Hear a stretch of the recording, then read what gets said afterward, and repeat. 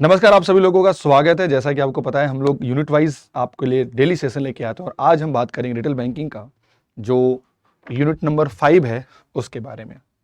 तो जल्दी से लिंक को कॉपी करें और जहां तक हो सके सेशन को शेयर कर दीजिए सभी लोगों तक, ठीक है। आज हम बात करें यूनिट नंबर 5 का। इसका टॉपिक है बेसिकली कस्टमर की रिक्वायरमेंट। कस्टमर क्या मांगता है और बैंक में क्या क्या कस्टमर के रिगार्डिंग क्या क्या हम एजम्पशंस करते हैं, ठीक है। चलिए, सबसे पहले अगर हम बात करते हैं जब भी हम कि बैंक में जो हमारे प्रोडक्ट होते हैं वो कौन कौन से होते हैं। पहला हमारा है the first one retail liability product, the second one retail asset product and the third one other product and services. अगर हम पहले को समझते हैं तो कहा जाता है लायबिलिटी मतलब क्या हो गया, वही आपका कासा और राफा, द कासा एंड राफा. So this is known as, which is called liability products are basically saving, current and term deposits account. Now जब हम बात करते हैं रिटेल क्रेडिट की बात करते हैं या इसको हम लोग रिटेल एसेट्स भी बात करते हैं, तो इसमें क्या क्या होगा, वही आपके टाइप ऑफ लोन होंगे, होम लोन हो गया, education loan, credit card, receivable and other retail loans की बात। तीसरा हम बात करते हैं वो सर्विसेज जिनसे बैंक पैसा कमाता है नाउ डेज। जैसे अगर हम बात करते हैं हमारा डेबिट कार्ड देने के बाद ATM card, telephone banking, internet banking, mobile banking and depository services, mutual fund, insurance, so many more. तो ये हमारा तीसरा सर्विसेज में काउंट होता है ना।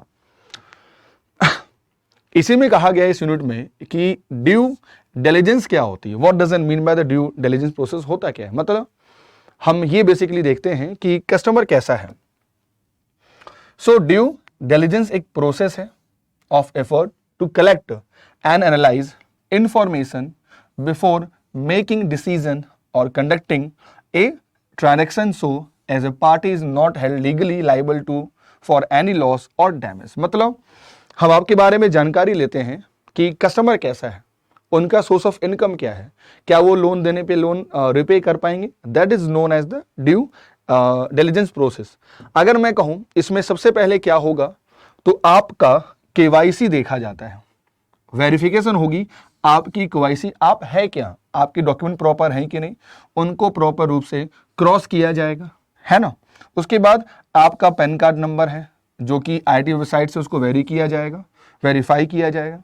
आपके इनकम डॉक्यूमेंट को देखा जाएगा कि आपका पैसे का सोर्स क्या है, आईटीआर देखा जाएगा, बैंक स्लिप हो गया, बैंक स्टेटमेंट हो गया, सैलरी स्लिप हो गया। और इंडिया में जितने भी क्रेडिट इंफॉर्मेशन कंपनीज हैं, सीआईसी है ना, जिनको हम सीआईसी कहते हैं, उनसे आपका स्कोर मांगा जाएगा कि भाई इनका स्कोर बताइए क्या है। प्लस आपके घर को विजिट किया जाएगा, है ना, कि भाई आपका जो एड्रेस आप जहां रहते हैं वो सही है कि नहीं है। साथ में टेलीफोनिक वेरिफिकेशन भी होगा, आपके ऑफिस का फोन, यानी ये सारा जो पार्ट है ना, that is a process of due diligence. याद रखिएगा एग्जाम में इसमें से कोई भी प्रोसेस आपसे पूछा जा सकता है, ठीक है। Now the more segment it is very important. जब भी हम बात करते हैं कस्टमर को तो ये जानना जरूरी होता है कि कस्टमर है कैसा। जब हम किसी मॉल में जाते हैं तो वहां पर मल्टीपल कस्टमर होते हैं और मल्टीपल उनकी नीड होती है। तो जैसा जिनका नीड है, हम अगर उनको वैसा प्रोडक्ट डिलीवर करते हैं तो हमारी जो चांसेस हैं कस्टमर को लेने के लिए, मतलब कस्टमर प्रोडक्ट लेने के लिए, वो बढ़ जाती है, ठीक है। तो नाउ सबसे पहले बात करते हैं द फर्स्ट वन। अगर हम बात करते हैं ब्रॉडली, इसमें कहा गया है कि जो कस्टमर होते हैं are segmented based on their income. Income के बिहाफ पर कस्टमर को हम डिवाइड करते हैं, याद रखना हमेशा। यानी मान लो कस्टमर ए है, इनका सोर्स ऑफ इनकम 2 लाख रुपए है, तो इनको हम ऐसा ही प्रोडक्ट डिलीवर करेंगे।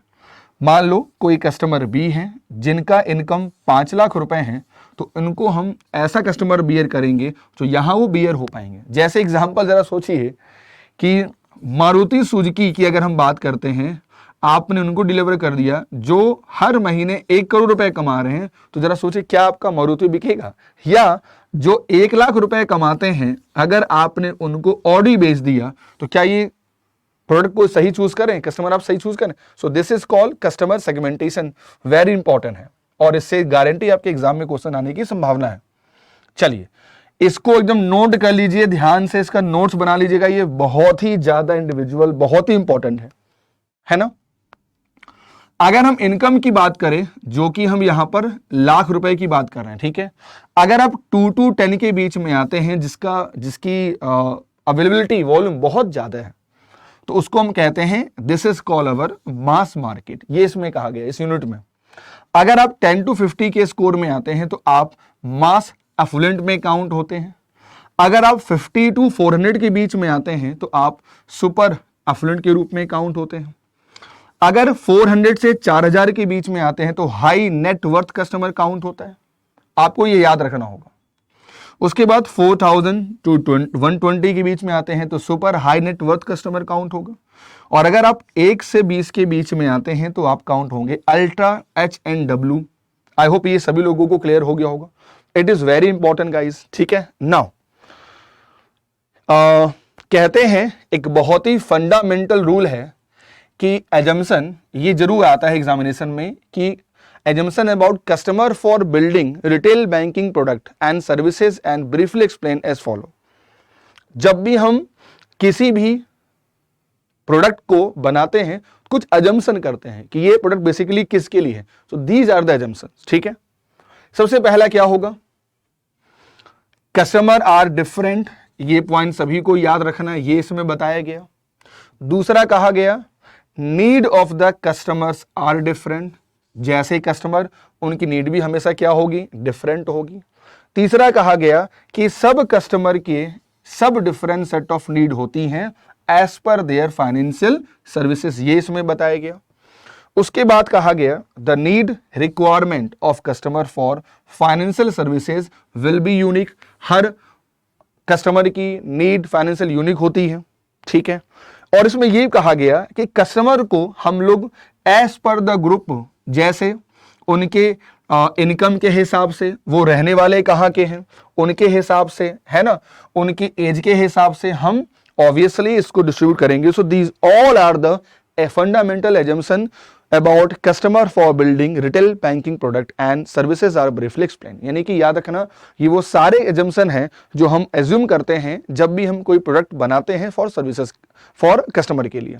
चलिए अगला जो बहुत इंपॉर्टेंट है, आपके एग्जाम में इसका बहुत बड़ा वेटेज है, और ये मैं पहले आपको बहुत एक आसान तरीके से समझा देता हूं, ठीक है। सबसे पहला इसमें यह कहा गया है, जरा समझिएगा, जो आपका स्टेज ए है कि भाई हमने ग्रेजुएशन पूरा कर लिया, अब हमें जॉब चाहिए। तो पहला काम भाई हमको जॉब मिलना चाहिए, यानी हमारा बेसिक नीड जो है, यानी आपकी जो बेसिक नीड है वो पूरी हो गई, रोटी कपड़ा और मकान, जॉब मिल गई, दैट इज इंपॉर्टेंट। नाउ जो आपका दूसरा स्टेज है लाइफ का कि भाई अब जॉब सिक्योर हो जाए, यानी हमारे पास आ जाए स्टेबिलिटी, है ना, यानी आपकी जॉब क्या हो, स्टेबल हो जाए, ये दूसरी नीड होती है। तो ऐसे ही प्रकार बहुत प्रकार की कस्टमर की नीड होती है। तो याद रखना, इसी को हम कहते हैं क्या, इसी को हम कहते हैं जो इसमें कहा गया है Maslow theory and customer requirement theory of motivation for customer.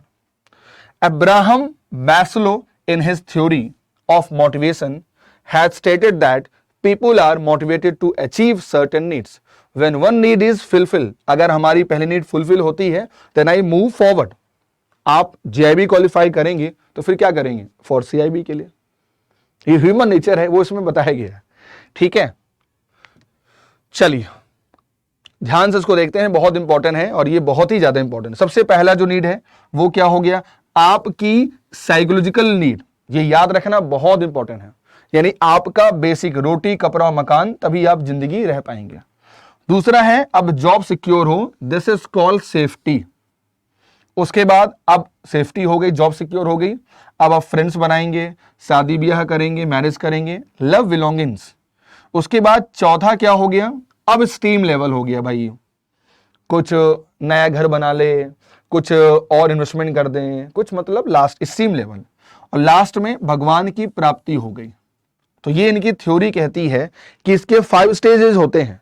पहला साइकोलॉजिकल, दूसरा सेफ्टी, लव बिलोंगिंग, स्टीम और सेल्फ एक्चुअलाइजेशन। इसको हम इस फॉर्म में लिख सकते हैं, द फर्स्ट वन आपका बेसिक नीड जो पूरा हो गया है ना, उसके बाद अगर मैं कहूं आपकी बिलोंगिंग्स नीड, उसके बाद याद रखना फोर्थ नंबर आपका स्टीम, लास्ट वाला हमारा क्या हो गया, so this is called self actualisation. मान लीजिए मुकेश अंबानी जो है उनको अब लगे नहीं हमने बहुत कुछ कर लिया, अब वो करना छोड़ देंगे, बट अभी भी उनकी नीड बची हुई है, नहीं वो अभी यहां तक पहुंचे हैं बट अभी वो यहां पर नहीं पहुंचे हैं। ठीक है, यही ये थ्योरी कही जाती है। आइए इसी थ्योरी को how the structure product and services to match the different stages per the bank, अब जरा सोचिए इन सभी थ्योरी को हम कैसे बैंक से कोरिलेट करते हैं, तो ये बड़ा इंपॉर्टेंट है। सबसे पहले अगर मैं बात करता हूं नंबर 1 दिस वन, जब भी हम बात करते हैं पहला नीड, तो याद रखना बैंक का जो कोर पार्ट होगा, सेविंग अकाउंट होगा, पर्सनल एक्सीडेंट कवर होगा, ये सारी याद रखना, ये सब आपकी बेसिक नीड है। ओके, दूसरा क्या है, आपका जॉब सिक्योरिटी हो, यानी आपने एफडी ओपन करा ली, आपने रिकरिंग ओपन करा ली, आपने लाइफ सपोर्ट ले लिया, आपने टैक्स प्लानिंग कर ली, ये आपकी स्टेबल लाइफ को रिप्रेजेंट करता है। This is called your security safety need, means stage number 2। Now अगर मैं बात करता हूं कि तीसरा हमारा क्या है, this is called your social need, जिसमें आपके सारे लोन आ गए, है ना। उसके बाद आपका स्टीम लेवल अगर मैं बात करता हूं तो ये देखिए, ये सारे स्टीम मतलब अब कुछ हम एक्स्ट्रा सोच सकते हैं, जैसे एक घर बनाया, एक नया घर ले लिया, है ना, घर को और बेहतर कराइए, नहीं बहुत अच्छा और करना चाह रहे हैं। ठीक है, आपका टर्म इंश्योरेंस हो गया, आपने कोई इंश्योरेंस प्रोडक्ट ले लिया, कुछ इन्वेस्टमेंट कर रहे हैं, नहीं अब ये आपका फोर्थ स्टेज पर है। और पांचवा क्या हो गया भाई साहब, बैंक से रिटायरमेंट लेने के बाद क्या करेंगे, तो पेंशन का काम, रिटायरमेंट बेनिफिट हो गया, सीनियर सिटीजन हो गया। तो आपको ये जरूर याद रखना है, खासकर इस यूनिट में, कि सबसे ज्यादा इंपॉर्टेंस में है ये यूनिट आपको, कि मैस्लो थ्योरी के हिसाब से जो बैंक के प्रोडक्ट होते हैं उसमें क्या क्या चीजें आती हैं, कोई भी पूछ सकता है आपसे एग्जामिनेशन में। ठीक है, नाउ कहते हैं जो कस्टमर सेटिस्फैक्शन है level are basically derive from the quality of services for different product like saving account, home loan and personal loan and vary across product and bank. ठीक है, एक बात याद रखना, बहुत इंपॉर्टेंट बात कही जा रही है, याद रखना, ये मेन पॉइंट है इसका। इंडिया के जो पीएसबी बैंक हैं वो बेसिकली अच्छा स्कोर करते हैं इन टर्म्स ऑफ, अगर मैं कहूं इसमें कहा गया है होम लोन के केस में, और जब भी बात करें हम प्राइवेट बैंक की बात करते हैं तो ये बेटर करते हैं in the case of personal loan, यानी कि home loan means PSB bank are doing better and private means कह सकते हैं कि जो पर्सनल लोन है डूइंग बेटर। और कस्टमर का याद रखिएगा जो सेटिस्फेक्शन होता है can be measure on the basis of his requirement been fulfil, जैसे रिक्वायरमेंट उसकी फुलफिल होगी वैसा हम उसको सर्विसेज डिलीवर करते हैं। ठीक है, customer satisfaction is a measure of his experience of the product and services offered to him by the bank. What they need, what I deliver, this is called customer satisfaction. Now at the last में इस पूरे unit में इन्हीं keywords पे बात की गई है। पहला क्या हो गया, आपकी सर्विस क्वालिटी, दूसरा आपकी हायरार्की, तीसरा टेंजिबिलिटी, रिलायबिलिटी, एश्योरेंस, एम्पैथी, और लास्ट हमारा क्या हो गया, कस्टमर सेटिस्फेक्शन। ये हमारा पूरा यूनिट नंबर 5 हो गया। अगर आपको मेरे साथ जुड़ना है आप यहां जुड़ सकते हैं। और वन मोर इंपॉर्टेंट इंफॉर्मेशन जो मैं आपके साथ शेयर करना चाहता हूं सभी लोगों के साथ, जो लॉन्ग वेटेड हमारा बैच आया है जिसका नाम है आपका एमसीक्यू बैच, है ना, ये लॉन्ग वेटेज बैच है, इसको आज ही इनरोल करें, बहुत इंपॉर्टेंट बैच है, इसकी सीटें लिमिटेड है। एंड दिस इज कॉल्ड, जिसका नाम है जेआईबी क्रैकर बैच, जो लाइव हो चुका है। ठीक है, और ये 10 अप्रैल को स्टार्ट होगा। इसमें आपको कम से कम मैं कराऊंगा 2100 एमसीक्यू, यानी सारे पेपर, सिर्फ मैं नहीं, पेपर 1 इंडियन इकोनॉमी, पेपर 2 अगर मैं बात करता हूं PPB, paper 3 accounting and paper 4 is my retail banking, सारे मेंटल आपको मिलके इसमें कम से कम कराएंगे आपको कम से कम 2100 क्वेश्चन एमसीक्यू ओनली। और याद रखना एक बार इसमें और इंपॉर्टेंट, बहुत इंपॉर्टेंट है, याद रखिएगा सभी लोग ध्यान से कि आप जैसे ही इस पे जाएंगे बाय कोर्स पे, तो याद रखना इस बैच का प्राइस है ओनली 4000, बट इसमें लिमिटेड ऑफर दिया गया है। आप जैसे ही कोड इस्तेमाल करेंगे राजीव का RAJEEV और करेंगे रिडीम, देखिए तुरंत बन गया ये ओनली 2199। तो आज इस बैच को एनरोल करें, अगले 2 महीने में लगातार आपको हर पेपर का मिलेगा कम से कम 2000 क्वेश्चन। ये बहुत ज्यादा होते हैं, यूनिट वाइज हम वहां कराएंगे, आपको डेली कराएंगे, ठीक है।